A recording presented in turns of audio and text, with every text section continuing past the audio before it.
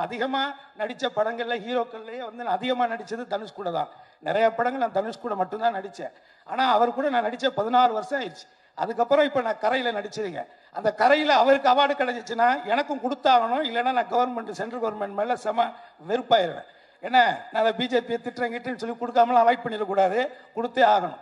அந்த விதத்தில் நான் யாருக்கிட்டையுமே பெருசாக இதுக்கும் போய் நின்னதில்லை. ஆனால் என் லைஃப்பில் ஃபஸ்ட் டைமாக இவன் நடிக்கணும்னு முடிவெடுத்ததுக்கு பிறகு நான் வந்து இதுக்கு ஒரு லவ் படம், லவ் சாங்ஸ், நல்ல சாங்ஸ் வேணும் அப்படிங்கிற பொழுது நான் நேரடியாக ஜீவியை ஒரு ஷூட்டிங்கில் தான் போய் பார்த்து, இது மாதிரி என் பையனை வச்சு பண்ணுறேன் தம்பி, நீங்கள் தான் பண்ணி கொடுக்கணும் அப்படின்னு நான் கேட்டேன். எனக்கு என்ன சம்பளம் கொடுப்பீங்கன்னு அவர் கேட்கல. இன்றைக்கி நீங்கள் என்ன சம்பளம் வாங்குறீங்கன்னு எனக்கு தெரியும், ஆனால் நிச்சயமாக என்னால் அதை கொடுக்க முடியாது.